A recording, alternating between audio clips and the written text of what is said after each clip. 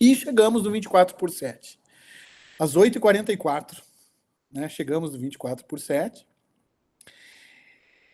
Primeiro, vale a pena chamar a atenção, pessoal, para essa ideia dos fins do sono. Tá? O termo, os fins do sono, ali é muito importante, porque se refere não só ao término, mas também à finalidade do sono. Né? Então é isso, assim, tem um som de passarinho, porque talvez o livro comece falando justamente do pardal da cabeça branca, tá? Que é esse pássaro que todo ano faz um movimento migratório, se eu não me engano, do norte do Canadá até o sul do México, e que o livro começa falando desse pássaro, assim, que é um pássaro que teria a capacidade de ficar meses sem dormir, né? E que os setores de inteligência do Pentágono nos Estados Unidos, ele detalha esse processo, estariam já estudando esse pássaro no sentido de produzir medicamentos, assim, medicamentosamente, reproduzir em humanos essa capacidade aí, ou essa resistência do pássaro em relação ao sono, tá? Então, eu fiz uma breve listagem aqui de tópicos que são discutidos em cada um dos 4 capítulos do livro, tá? São 4 capítulos. É um livro rápido de ler, mas muito pesado, muito deprimente, assim. Porque, em síntese do livro, o que ele comenta é que estamos sendo roubados em nosso direito ao sono, né? Então, ele comenta que, no início do século, a média de horas de sono por pessoa era de 10 anos. Desculpa, de 10 horas. De 10 horas por dia, né? Ao longo do século passado, esse número foi caindo para 8, se estabilizou em 8, e hoje em dia, algumas pesquisas falam que dormimos... por isso ele escreve um livro a cada 10 anos. Fica dormindo. Então, ele comenta assim, que há pesquisas que mostram que a média de sono, hoje em dia, estaria estabilizada em torno de 6 horas. Né? Então, há uma redução em síntese, assim, a ideia do livro é isso, né? E que isso seria uma desapropriação violenta, assim, do sujeito. Né? Então, ele vai falando sobre como o tema do sono vai aparecendo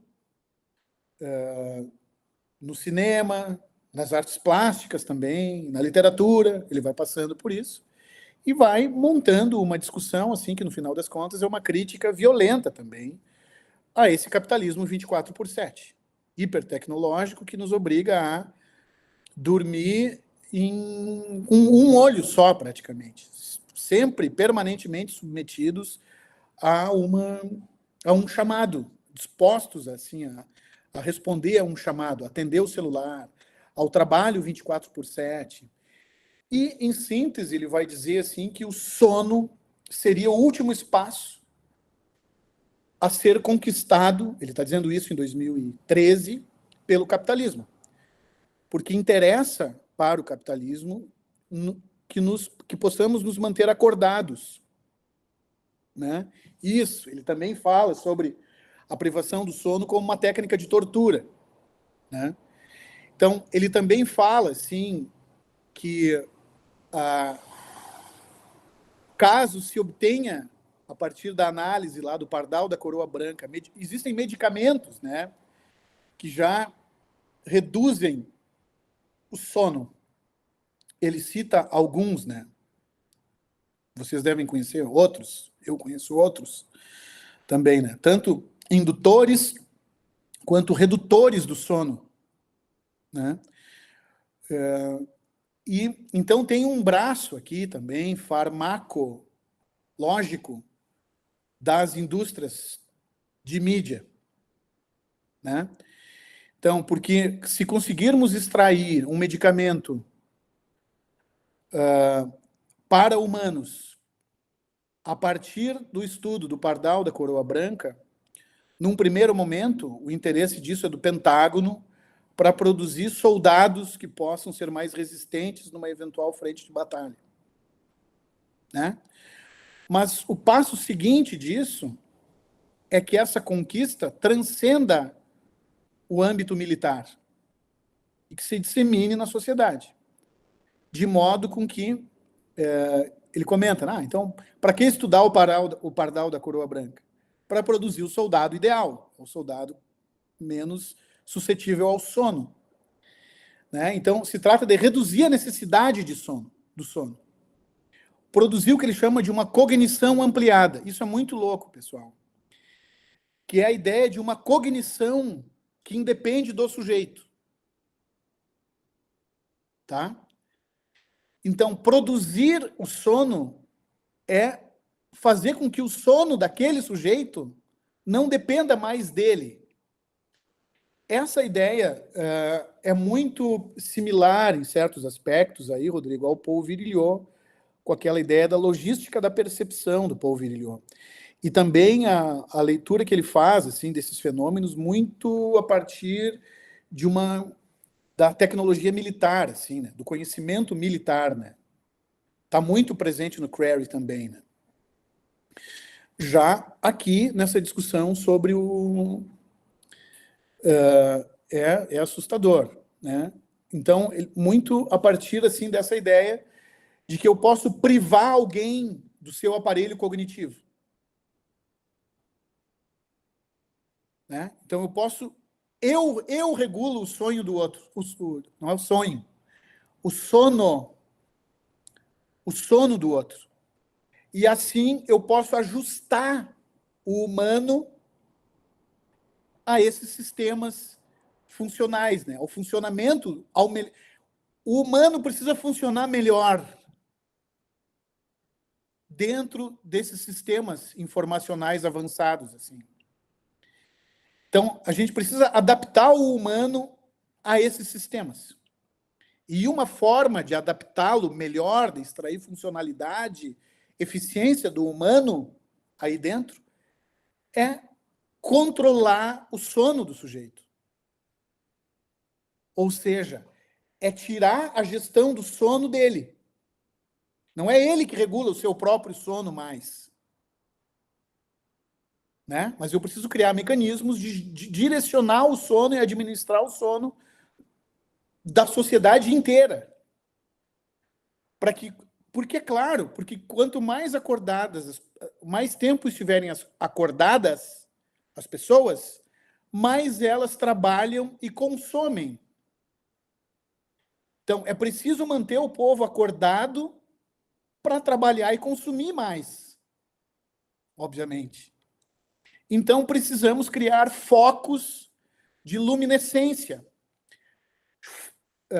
capturas da atenção dessas pessoas, gatilhos, assim, para entrecortar o sono, para reduzir o período de sono, atravessar o período de sono. Porque é no sono, pessoal, que o sujeito, do ponto de vista do capitalismo, não produz nada. Né? Então, quando dorme, o sono ativa a necessidade humana da reciprocidade. Eu preciso que alguém cuide de mim quando eu durmo. Eu preciso dormir em segurança na minha casa. Né? E no sono eu não estou produzindo e nem consumindo. Então é como se ele estivesse dizendo assim, que o sono é o último reduto do capitalismo. O capitalismo colonizou todas as partes, agora começa a descartar o planeta e colonizar outros planetas. Pois é. Né? Então, o que ele está dizendo é isso, que o sono precisa ser controlado, colonizado, administrado, para que o sistema social, socioeconômico, no qual a gente vive,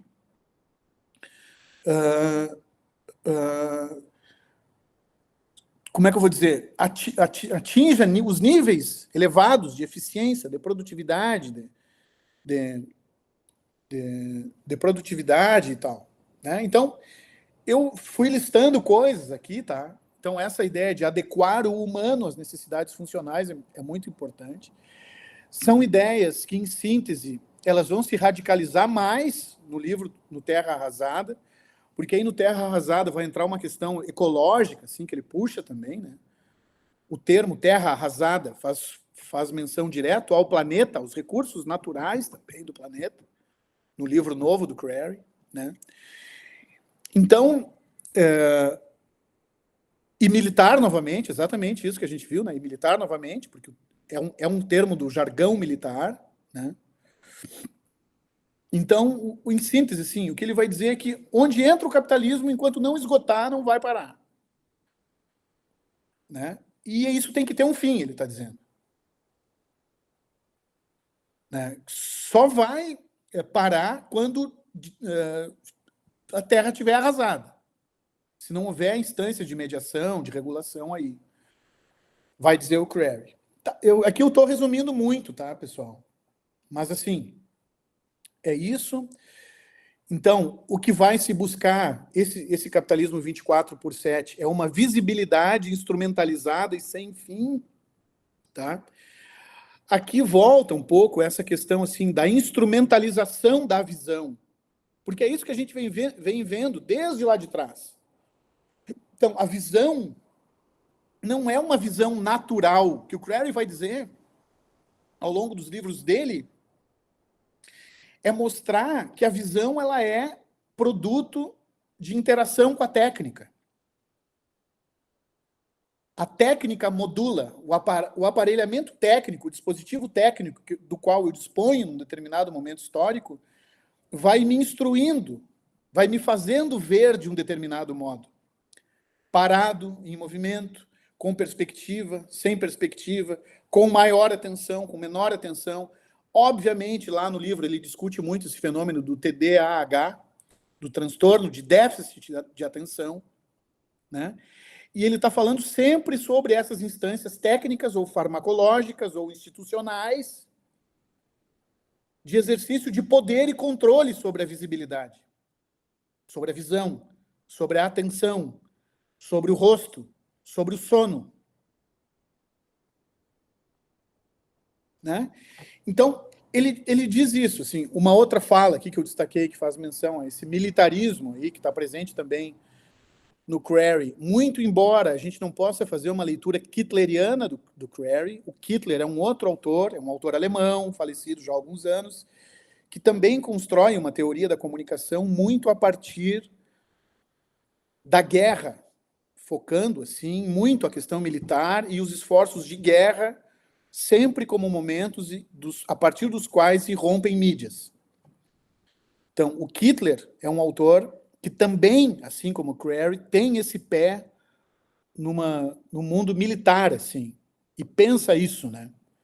Sob o pressuposto de que vem dali o que se dissemina logo em seguida no mundo civil.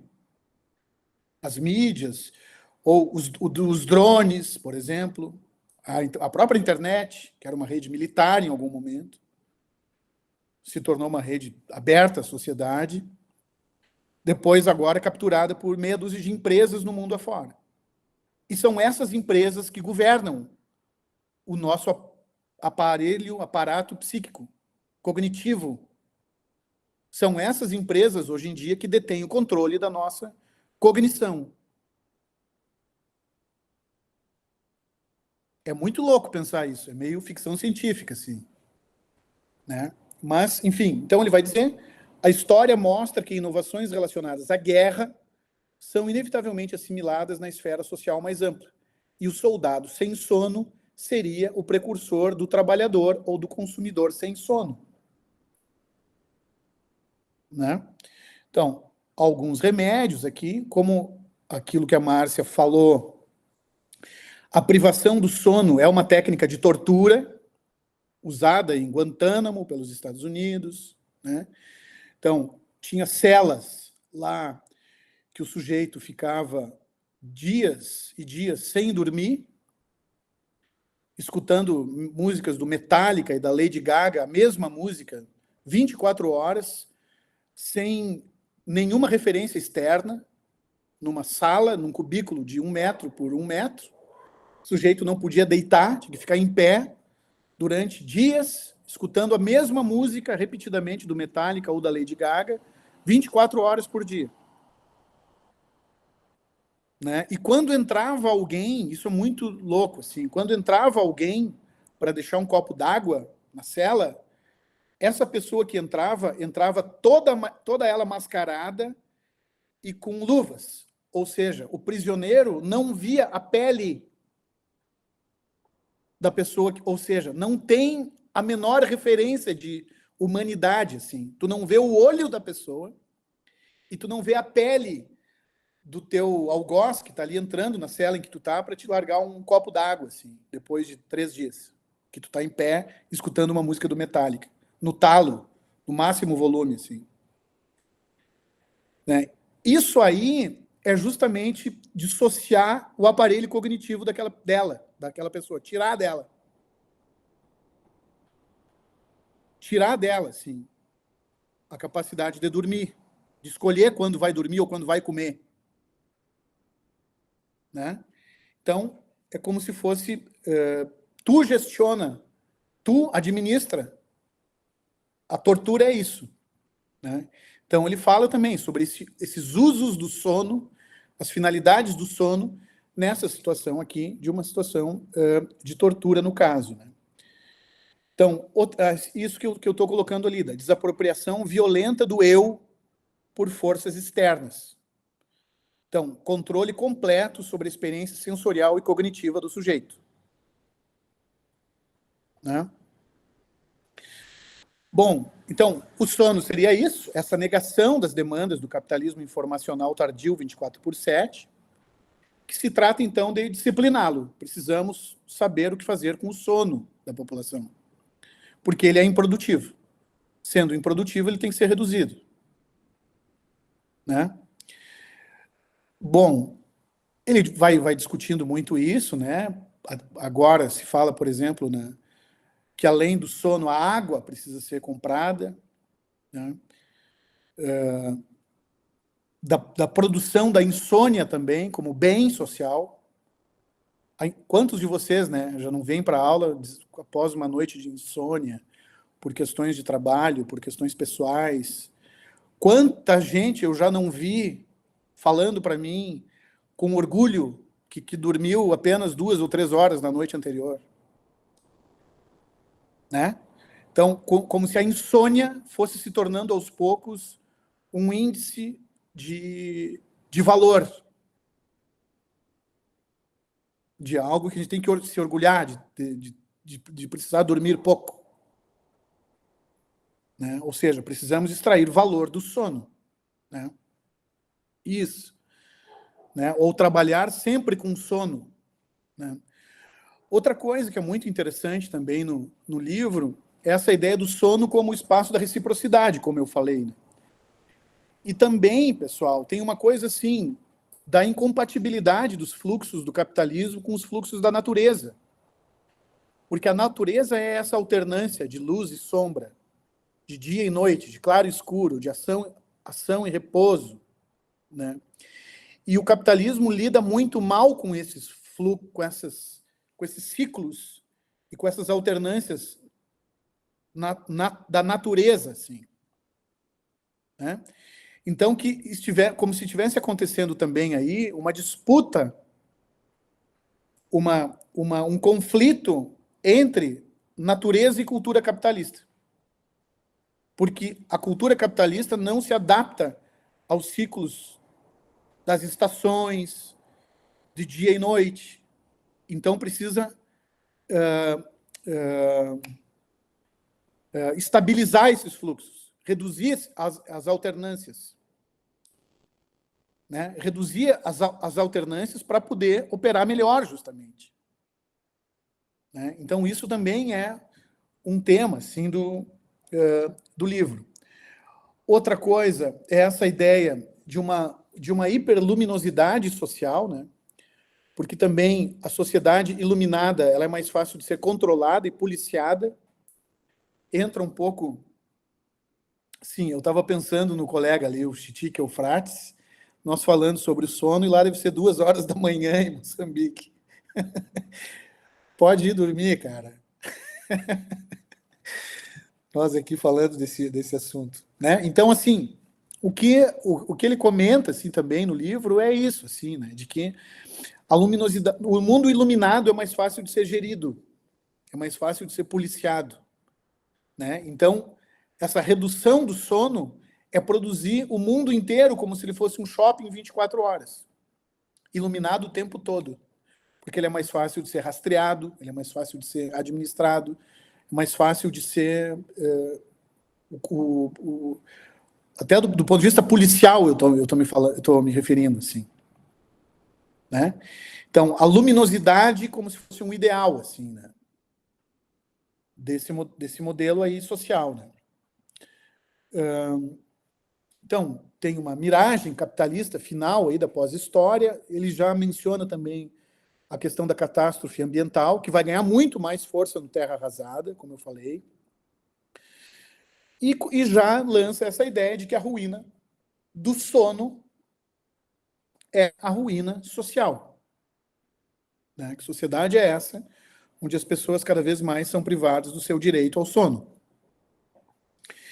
E também, pessoal, porque o sono, eu mencionei ali do terror, o terrorismo tem a ver com isso também, né? O terror 24/7, né? O terror consiste em não...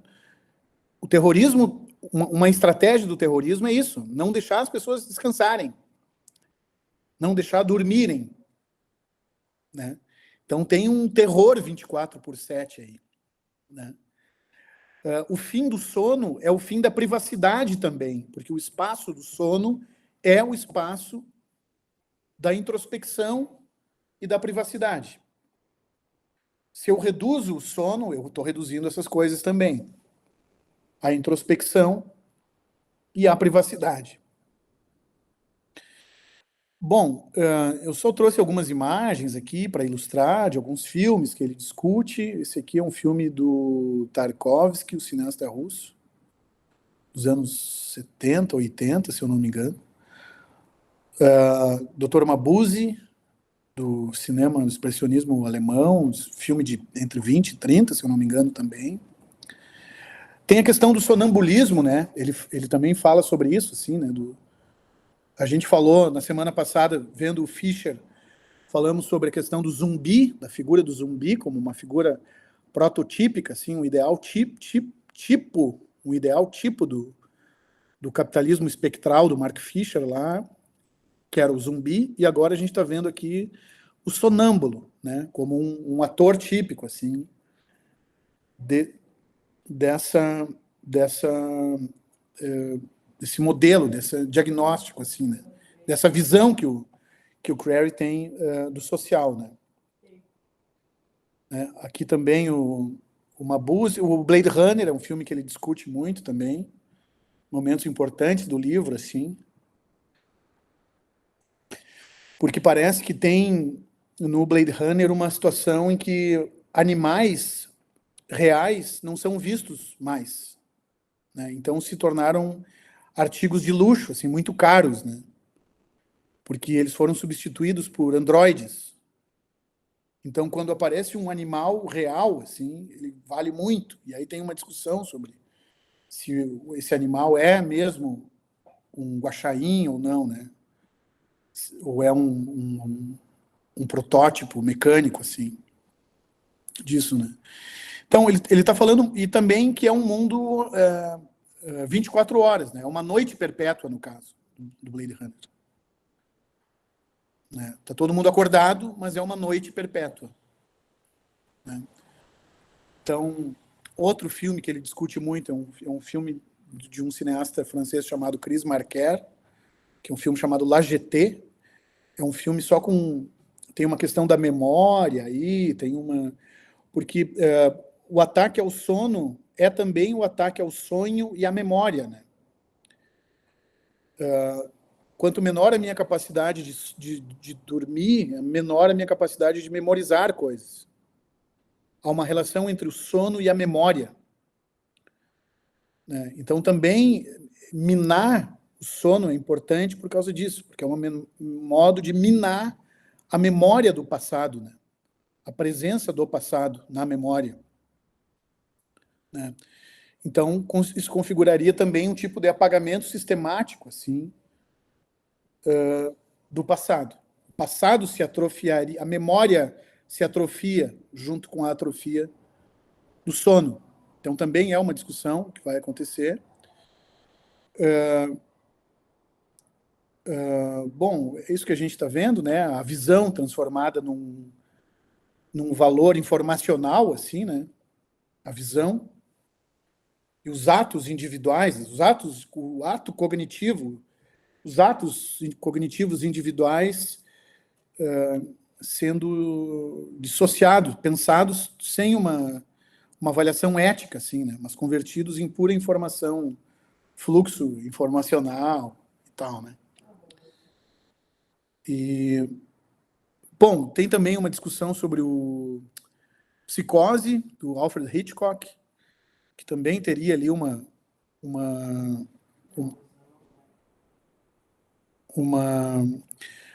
com a questão da taxidermia, uma ideia de mobilizar o tempo e a memória, congelar o passado, né? No caso ali da taxidermia, para quem viu o filme sabe, né? O que está acontecendo ali, né?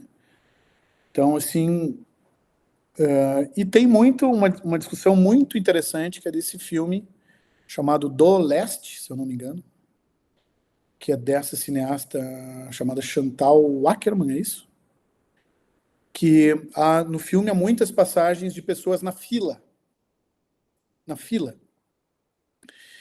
e que a fila seria esse significante ambíguo também. Ao mesmo tempo é um índice de algum tipo de anomia naquela sociedade, está todo mundo numa fila para alguma coisa, mas ao mesmo tempo a fila também é um espaço de encontro. Então, às vezes, assim, nos pegamos conversando com estranhos na fila, né? Então, se revela uma dinâmica da sociabilidade, assim, muito genuína na fila. Então, uma fila pode ser entendida tanto como um signo de anomia social, mas, por outro lado, também como um espaço de encontro e de espera conjunta. Se eu estou esperando na fila, eu estou esperando junto com alguém na fila. Tem alguém na minha frente ou atrás de mim na fila. Então, tem um laço social ali em torno da espera, né? Então, enfim, né? A fila poderia ser lida desses dois modos ali. E, no caso, o livro termina falando sobre esse quadro aqui, que é um quadro, como ele voltando, né, como historiador da arte e tal, desse autor, esse artista plástico, John Wright of Derby, eu não conhecia, e é um quadro que fala sobre isso que a gente comentou, assim, né? Uma, esse ciclo, esse crepúsculo, num espaço muito assim da natureza aí, mas de uma de um moinho de algodão, assim, né? No início da Revolução Industrial na Inglaterra, no final do século XVIII, né? Como se o quadro estivesse ilustrando assim aquilo que a gente falou, esses dois ciclos simultaneamente, né? Da fábrica de algodão e o ciclo da natureza, né? Em disputa, cada um demarcando assim o seu papel, a sua figura, assim, né? Então, e aí ele fala sobre isso, conclui aí falando sobre essa capitalização do olhar, né? Enfim, sobre esse ciclo, sobre a expansão capitalista como algo antinatural, como a gente viu, enfim, e era isso, sim.